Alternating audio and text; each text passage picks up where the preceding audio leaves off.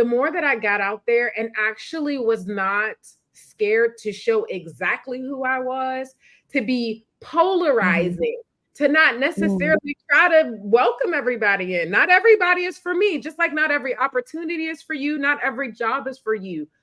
Be okay to say, this is what I'm about and this is what I'm not about. And let that welcome you in and let that find you. Because then when that opportunity comes, when somebody is like, oh, you're my people, like that's the person that you want to work with. And we can make space for that by not making space for the stuff that we know for sure is not ours.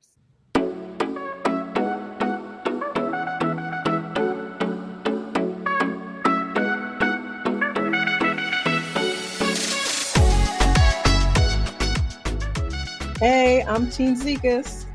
And hey, I'm Ilika Follett. We are business owners and moms with corporate backgrounds, and we are all about getting Black women paid in both corporate and business. And you're listening to the Getting Black Women Paid podcast. Let's go.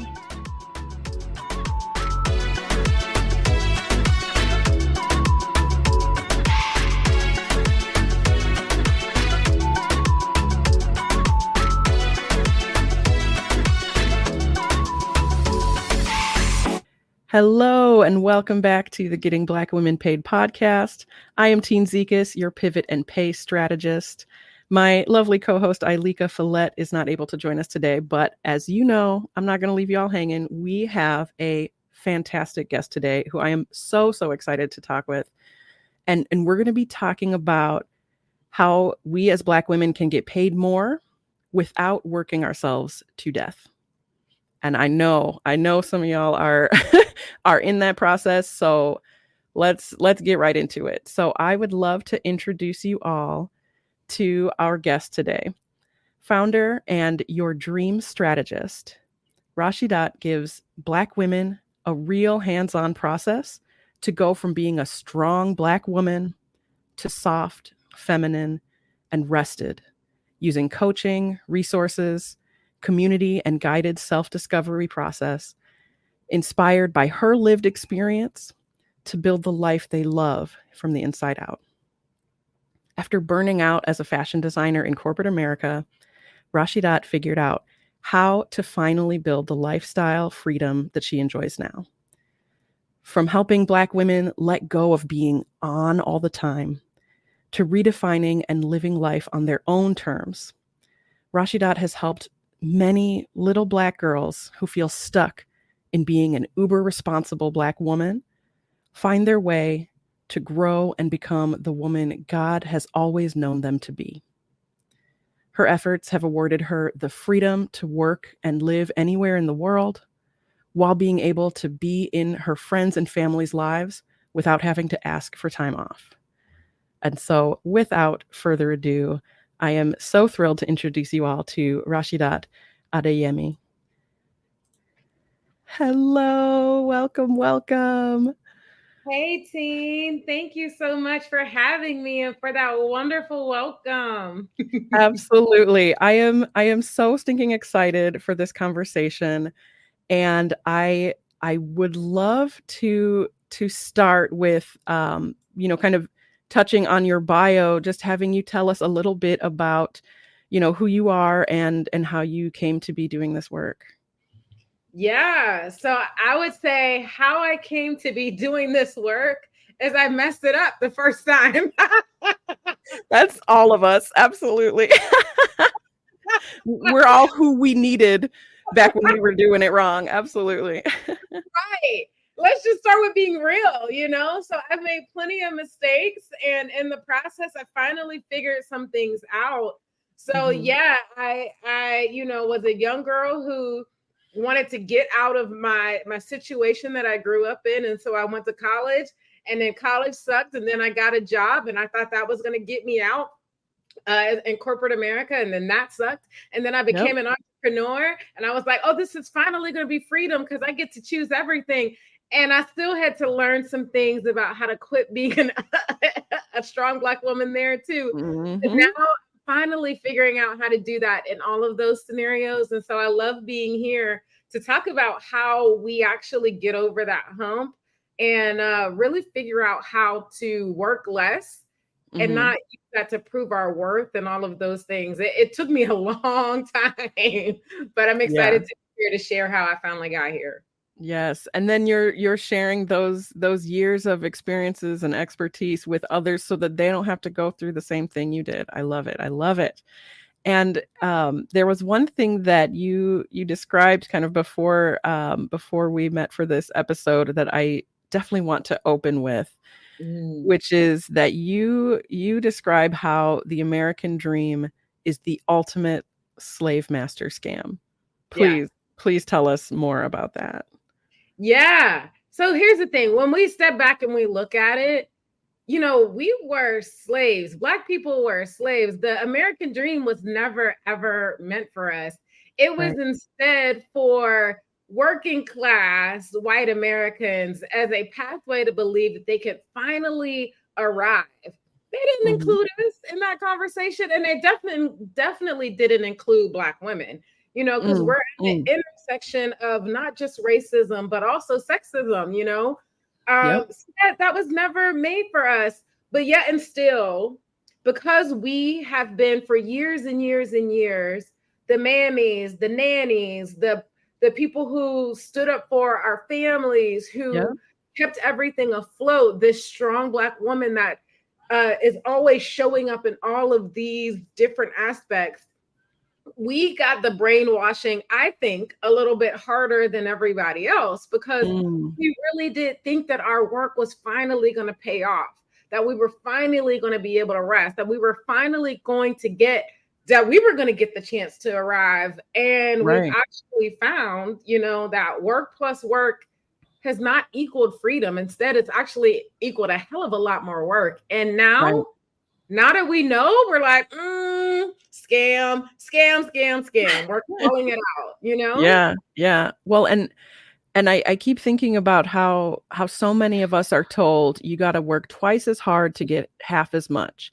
You got to work twice as hard. You got to be more qualified. You got to be more educated. You got to be more perfect in all of your deliverables just to get what the white guy sitting next to you is failing up into.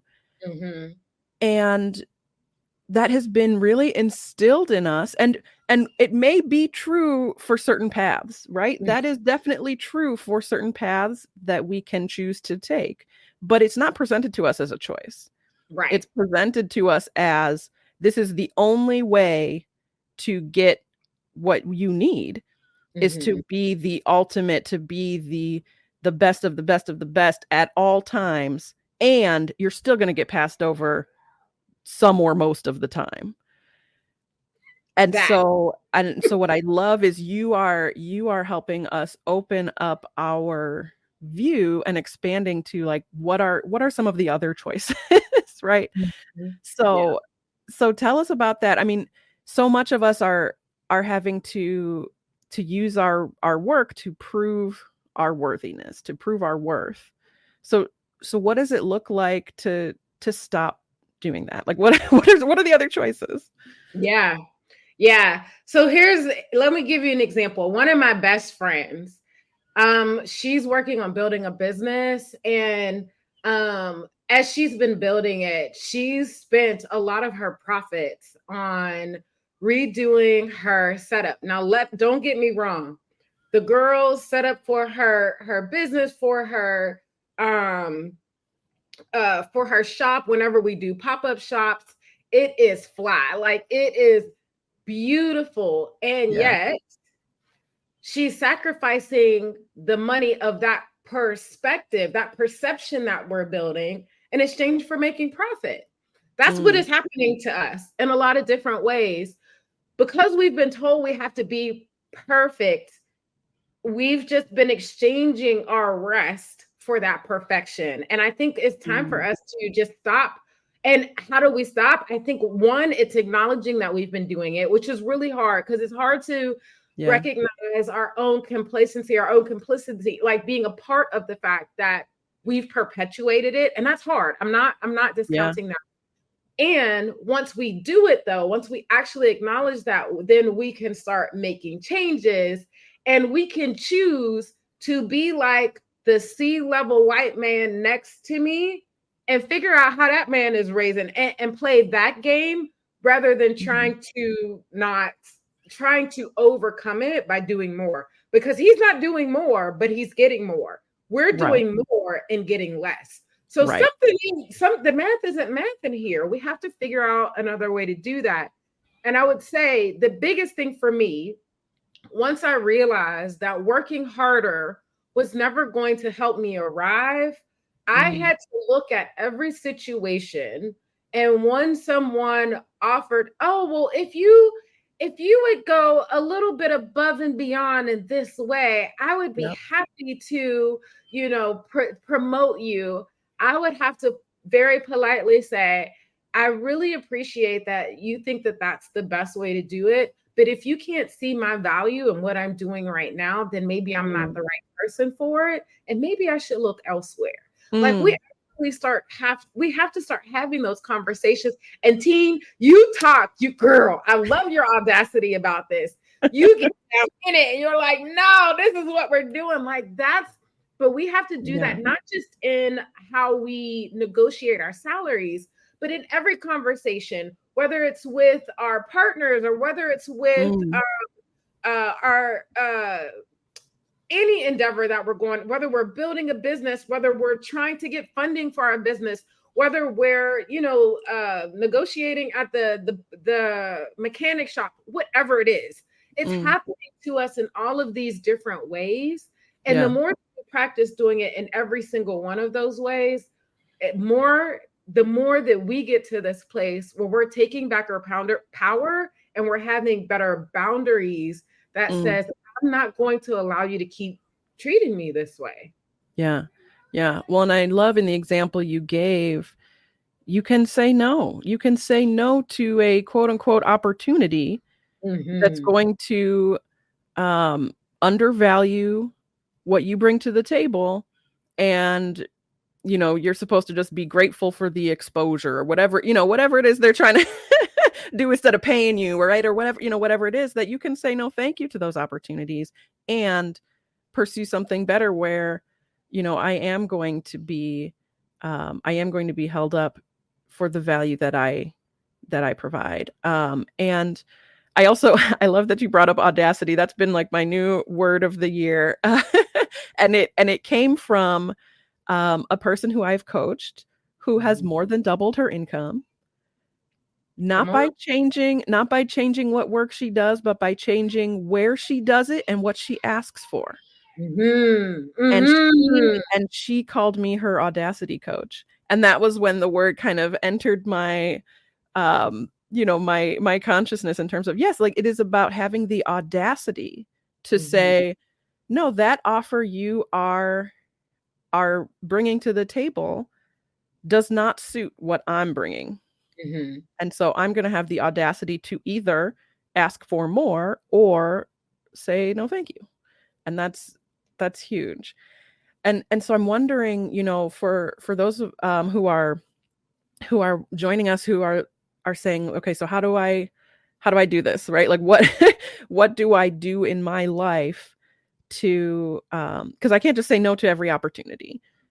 Right. So how do I get those opportunities where I am going to be valued? Where's a good place for folks to start? I love that. I think first, and I want to bring this up because the fear that another opportunity like this won't come along is usually what helps us justify to settle. It's that scarcity mindset. Absolutely. Yes, it's a big thing. We have to talk about it. We have to acknowledge it, because if we're afraid that another opportunity is not going to come, we will sometimes take an opportunity that was not meant for us or was never even a good opportunity. We just were scared that another one wasn't going to come. And so we took it. And so the first thing is we have to practice our no. And that's scary. But the more that we practice it and the more that we use it, the more that we see God, I believe that we see God really show us and show up and show out and say, Oh, my girl is finally getting it. Here's the next one. Are you ready to say no to that? Because if you can say no to this, then I got the next one for you. And every time, gosh, I've seen it so many times. Every time I say no to this thing that I know I really didn't want, but then the next I say no to it, and then the next one comes and I say no to that too, something better comes. And that's just the belief that I have to have in my heart. That's a faith. That's a faith walk there. How do you get faith in that? It's trying it and seeing how blessed you get in it in the meantime. Okay. So we add that faith walk to, okay, well then how do I actually find more opportunities that are really opportunities that are good for me? I have found that the more that we talk our talk, the more that I've gotten on the interwebs, whether it's in LinkedIn, YouTube, podcast interviews, my blog posts, the more that I got out there and actually was not scared to show exactly who I was, to be polarizing, to not necessarily try to welcome everybody in. Not everybody is for me, just like not every opportunity is for you, not every job is for you. Be okay to say, this is what I'm about and this is what I'm not about. And let that welcome you in and let that find you. Because then when that opportunity comes, when somebody is like, oh, you're my people, like that's the person that you want to work with. And we can make space for that by not making space for the stuff that we know for sure is not ours. Right, right. Well, and I wonder what your answer is to people who say, okay, well, I need to put food on the table, right? I don't have the luxury of saying no to the first offer because I need something. Is there a way to help with someone who can say, I'm going to take this first thing and keep looking for the next thing? Or like, what do you say to that person? Exactly. It is a both and. This doesn't have to be an either or. This isn't so clearly as a black and white. I heard this dating coach say, I need you to be dating three people at a time. I need a gold, a silver, and a bronze. Come on. How could we not have the same thing for jobs? That's what they're doing to us. That's exactly what they're doing to us. So take that bronze until you can get to your silver. And then when you can get to your silver, move to your silver. And then when you can move to your gold, move to your gold. But don't plant yourself in somewhere knowing that this is where I am for a moment when you're not supposed to be planted there. This is a temporary space to move you to where you are in the future. I understand you got to pay your bills. You got people to take care of. And where you are today is not your forever. So don't get distracted from your forever. I love very much, it's very important to me to have, a lot of people call it a vision board. I call it a vision. I call it a vision board because it needs to be something that you are looking at every day that says, I'm not where I am today, but I haven't lost sight of where I'm going. And as long as what I'm doing today is empowering me and directly correlating, getting me to there, then I am moving to where I want to be. And that makes this forward movement. Okay. Absolutely. And one thing I try to encourage my clients with is to also not tether yourself based on different, kind of time boxed things that you think, oh, well, it's going to look bad if I move before more than 2 years or something. If you are in your bronze and the gold comes up, I don't care how long you've been at your company, move. And you can tell that story. This incredible opportunity came up and I took it. Right. The first role I took because I needed it. And, it wasn't the best fit. And then the best fit came along. That's your answer to why were you only there for 6 months? And so it's don't tether yourself to that. It's the both and be looking and be willing to move toward that thing if it comes sooner than you're expecting. Yeah. Agreed. Agreed.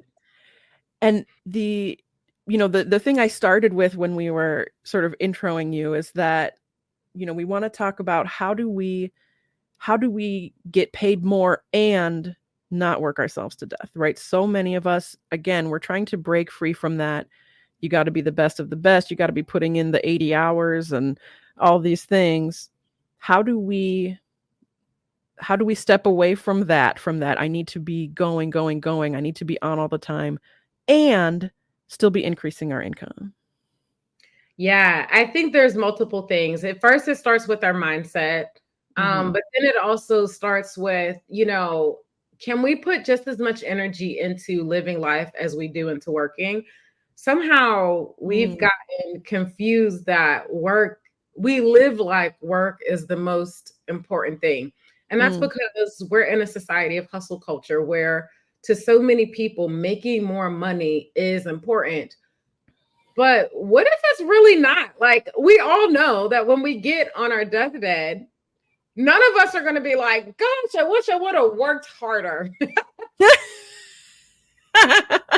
That is laughable. Oh my goodness. Yes, I'd never thought about it that way. But when you say it, it sounds ridiculous. I wish I would have worked harder is not going to be the regret you have on your deathbed. Absolutely. Not even remotely close. Instead, we're going to say, I wish my daughter was only 5 once. She was only 5 for 365 days, but I spent 364 of those days working. Wow. You really wanted to be that? I don't think so. Well, that one hit me. We don't want that, especially when you think about the age. I think that's part of it. We disconnect it from time. And so we think we have enough time. I'll just come back to it later, but we don't. We don't get time back. You can always get more money. You don't get more time. And so, like, what I love to do with my clients is, okay, the first phase is we're redefining who we are beyond our job titles, beyond our work. But the second phase is all about thinking about 10 years from now, what do I want my life to look like? And 9 times out of 10, none of us are talking about our careers. We're talking about, wow, 10 years from now, my child is 5 right now, and she's going to be 15 10 years from now. Oh my gosh. Like, it brings it front and center of like the things that are actually most important to you and the things that you actually want to see happen in that 10-year span. And then when you are clear about what you actually want to see in your life, not what you feel the pressure to do, not the shoulds, but what you actually want, then we can break down what you actually want into, okay, how do I start making space to live those things right now? I don't want to get to the point where my daughter is 15 and I haven't built enough relationship with her because I spent all my time working. Or I don't want to get to the point where my daughter or my son is 21 and he's never been out of the country. And so he's narrow-minded and he can't understand why we have to do what we do. Or I don't want to get to the point where I'm too old and I can't get on a plane because now I can't hold my bladder. And so I can't be on this plane for 8 hours or even 21 hours to go from the States to Japan. Like, those are real things that we end up regretting on our deathbed or on that day when we recognize we can't do the things that we've done before because we prioritized work more than living our life. Yeah. Yeah. Oh my goodness. I want to touch on a few things you mentioned. The first is the idea of work being such a huge portion of our lives. The term that makes me nuts is work-life balance. I cannot tell you. First of all, those words are in the wrong order. Life. I want a life-work imbalance. Right? Are you saying that half of my life should be work and the other half is my family, my spouse, my kids, my parents, my siblings, all my relationships with those people, my friendships, my hobbies, my passions, my volunteer work, my interests? That's the other half, and then the one half is work? Come on. Like that. So just the fact that in our society we have normalized the idea of like the ultimate goal is to try to get ourselves to where we're only doing work for half and then the other half is everything else is absurd to me. So I definitely want to emphasize that for the folks who are watching or who are listening, that work-life balance is not the goal, and that we need to even stop using that kind of terminology, right? That what do you want your life to look like? And yes, some aspects of that will involve, I'm recording a video and I'm not allowed to have kids on my YouTube. So I need you guys to go do something else for right now. Okay?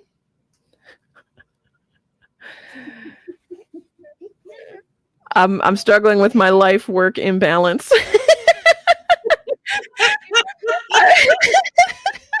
I love it. It was perfect timing. I can't even believe that just happened. I was thinking, oh, I got to edit this out. And then I was like, no, we got to keep it. This keep is it. Right. Why am I in a situation where I have to tell my kid no while I'm doing this podcast? Oh, that's so funny. Okay. So as I was saying, in the way that I'm not quite yet living up to, what do you want your life to look like? What are your priorities? And as you said, that, whatever's happening in your career may not be the most important thing when you look at what you want to do in the next 10 years. I'm trying to think if I can remember the other piece I wanted to address that you touched on. Well, can you talk to that? Because here's the thing. What just happened was beautiful. Is that not what life work imbalance should look like? That your children get to interrupt your work and the work is not going to fall apart. Like that other people understand that we have kids. I don't have children, but that you have children, and that's a part of life. And that's what it means. That's what makes your life. That's part of what makes your life beautiful. And I have different things that makes my life beautiful. But if it can't interrupt my work, that means that I'm prioritizing that work over my life. And that's where you're flipping it. Girl, you need to do a whole podcast on that one topic. Yes. Well, and even the way that working remotely has really affected our relationships with our kids, because they see us constantly choosing work over them. They see us constantly saying, what you need right now is not as important as the job I'm doing. And that is so damaging. And so, yeah, absolutely. I want to do a whole episode just on that, at least. And the other piece I wanted to bring up that you kind of breezed by it, and I wanted to come back to it, which was how we define ourselves outside of our work, because that is a very quick, easy sentence to say, and an incredibly difficult task, especially in a capitalist society where the second you meet somebody, they say, what do you do? And they don't mean, what do you do for fun? They don't mean, what do you do in your life? They mean, how do you produce for capitalism? Right. And so how do we start that process of defining ourselves outside of what we do for our job? Yes. And it's so huge and it's so important. I would say, for a quick jumpstart, one of the things that was really important to me was getting into different personality tests and using those to help bring words and pull out words that I felt very close to my heart. Because we all know who we are, but it's like this intrinsic thing that's like in the back of our mind that we've never had to bring to the front of it, like that we've never really had to articulate. Usually when someone says, who are you? It's like deer in headlights. You're like, is this a pop quiz? Like, how do I answer this? Right? Right. It out. Okay. So what I started doing was, as I got into different personality tests and really just started learning how to articulate and relating to the words of who I am, I started pulling them out and writing them down. And so in my course, or in my program, I have a whole list of characteristics. I've done all the research. I pull them in the pages and I help people like pull out what those are. And you end up being just the top 3. Because if anything more than 3, you're not going to remember as well. And I want you to remember why those 3 are so powerful. So you pull out the top 3 and you talk about why they are so important to you. And you make those some of the things that you use to introduce yourself rather than your job title, because your job title doesn't get into what your passions are. It doesn't talk about the most important relationships in your life. It doesn't talk about, your connection to God. It doesn't talk about any of that. It leaves out so many other important parts of you. Yeah. So start with that, you know? Yeah. And what kinds of words are you talking about? Like, could we hear what your 3 words are? Yes, I would love to share. So my 3 words are encourager, wise, and adventurer. And when I think about the word encourager, it's because anytime somebody is like, even if it's a little dream, I'm like, yes, let's do it. Before you know it, I got a plan and I'm running down the street with it before they're even ready to go. They're like, I'm not even ready yet. I get into it. It's so deeply me. And then wise. We talked about this a little bit at the beginning. I don't call myself wise because I know everything. I say wise because I've made a lot of mistakes and I've learned how to figure it out on the other side. Yes. And so that wisdom is because I don't let it hold me down. I learn from it and keep moving forward. And then the third one, that adventurer, listen, I am a free bird. And anytime my wings feel clipped, I get antsy. I get antsy. I got to be able to go. And I bring that fun, that excitement into everything. I can't help it. I literally cannot help it. And because it's who you are. Because it's who you are. Oh, I love that. Yeah. And you're like, oh, yeah, see them. That's what you want, you know? I need to say, when you were talking about wisdom, you reminded me. So one Yoruba woman to another. My dad says, I'm going to butcher the actual saying, but it's something like, a young person may have the finest clothes, but they will never have as many rags as an elder. And when you talk about that wisdom coming from the mistakes, coming from the experiences that taught you so much, that's exactly what I thought of. And I wanted to tie that in because you and I are, are Yoruba cousins. For those who do not know, my maiden name is Odeyemi, and it's only 2 letters different from our guest here, Odeyemi.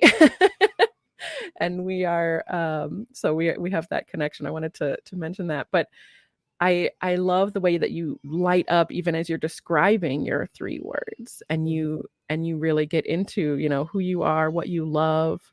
And, for me, I'm still working on my 3, but right now what I'm working with is empathetic, audacious, and funny.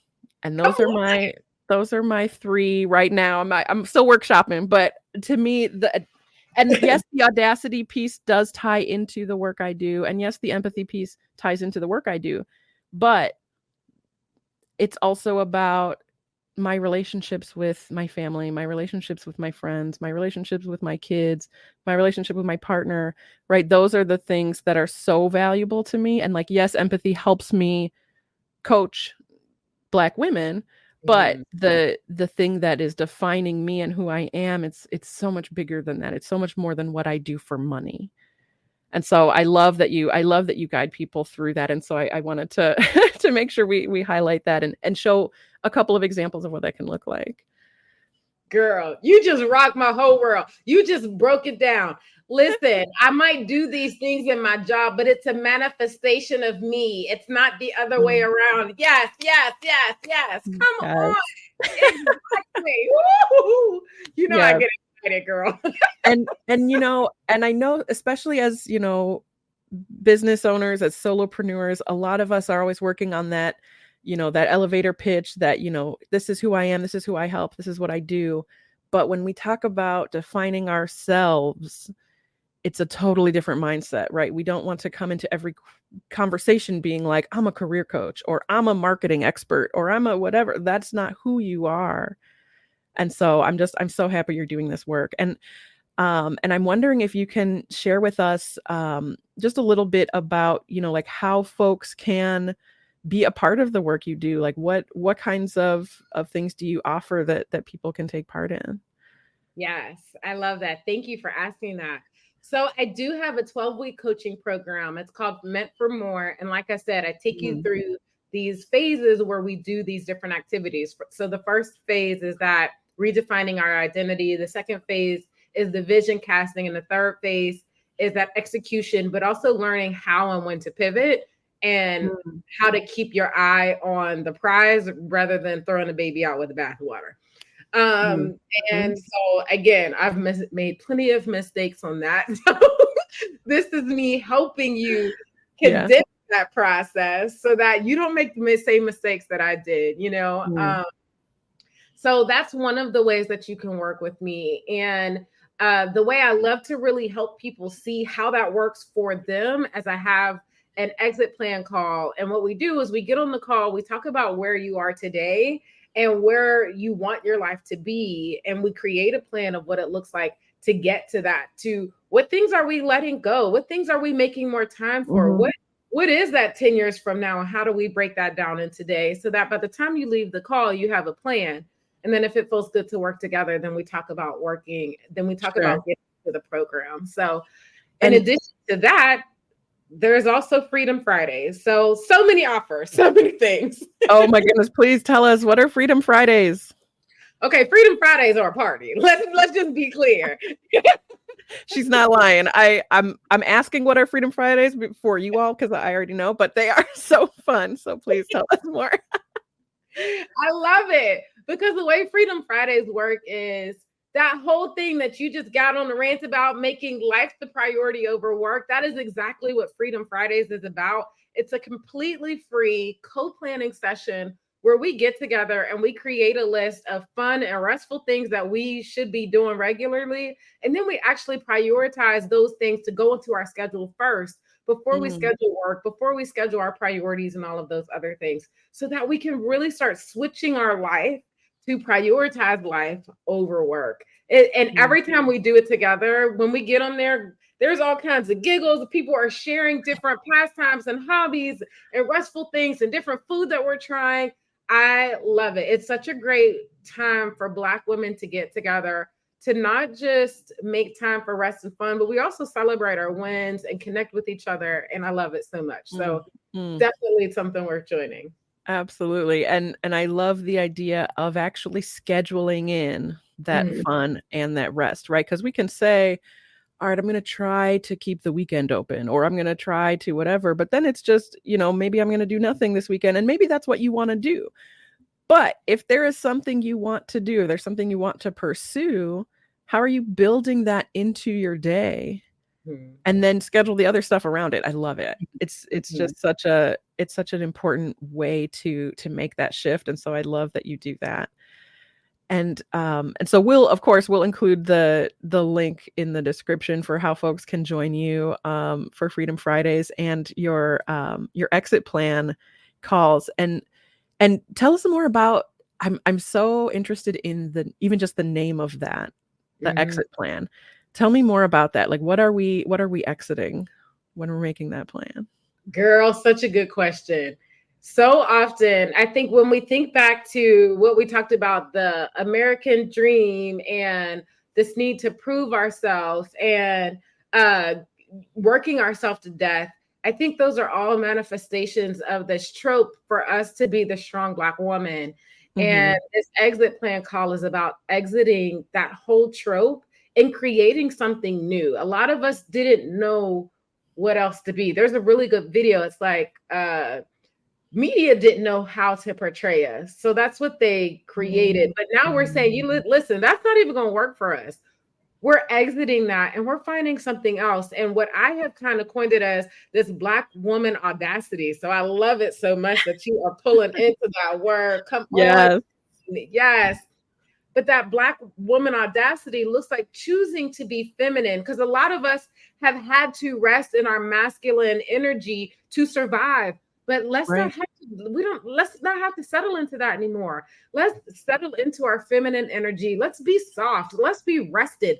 Let's make time for us to settle into and really be that beautiful, rested, grounded woman that we deserve to be. That's what we're coming into. Yes. And when you say exit plan, I'm picturing like an off ramp, right? Like we're just on the highway, just going the direction it's going because that's how we've been taught and that's what we've been told. And I'm just picturing that you are this beautiful off ramp. It's just like there's other stuff. So I over here. Yes, exactly.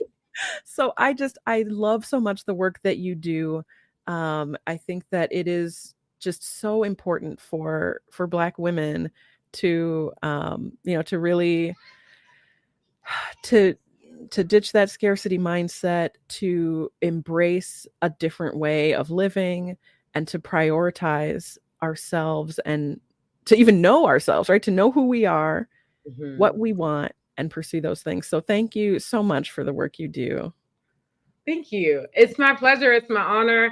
I feel like it's one of the gifts that the Lord gave me to do. So I appreciate sharing it. Thank you for giving me the opportunity. Yes, absolutely. And so how can folks follow you or reach you? Where do we find you on the interwebs? Yes, I am all over the interwebs with the same handle. Thank goodness. So at Dream Strategist, it makes it easy, except if you're trying to say strategist and you get all bogged up, don't worry. It's okay. I do it too. Okay. So you are at Your Dream Strategist in all the places. All the places. Okay. Whether it's website, Instagram, LinkedIn, Pinterest, YouTube, preferably on YouTube. Let's just find me on YouTube, okay? But if you find me there, you'll find everything else. Okay. So we will absolutely share your YouTube link in the description. And again, folks, join the Freedom Fridays. It's so much fun. And will you be, should we also put in a link for your exit plan calls? Sure. That's easy as well. Apply.yourdreamstrategist.com. There it is. I love it. Well, thank you again, Rashidat. It's you are always such a delight to talk to, and I'm so glad that we were able to share you with our audience. So thank you again. Thank you for having me, Teen. It's always such a good time. You are, girl, I get all excited when you bring out that audacity and you're helping us all see our value, not just in money, but in helping others see our value. And that's beautiful work you do. So thank you that you give us that permission to be audacious and really step up for what we need. Thank you so much. Absolutely. All right. Well, thank you all for joining us in this episode of the Getting Black Women Paid podcast. And we will see you in the next one. Hey, thanks for listening to the Getting Black Women Paid podcast. If you want to hear more episodes like this one, subscribe wherever you're listening now. And if you loved what you heard, be sure to leave us a review. And make sure you share the podcast with incredible Black women in your life so we can continue getting Black women paid. All right. We'll see you in the next one.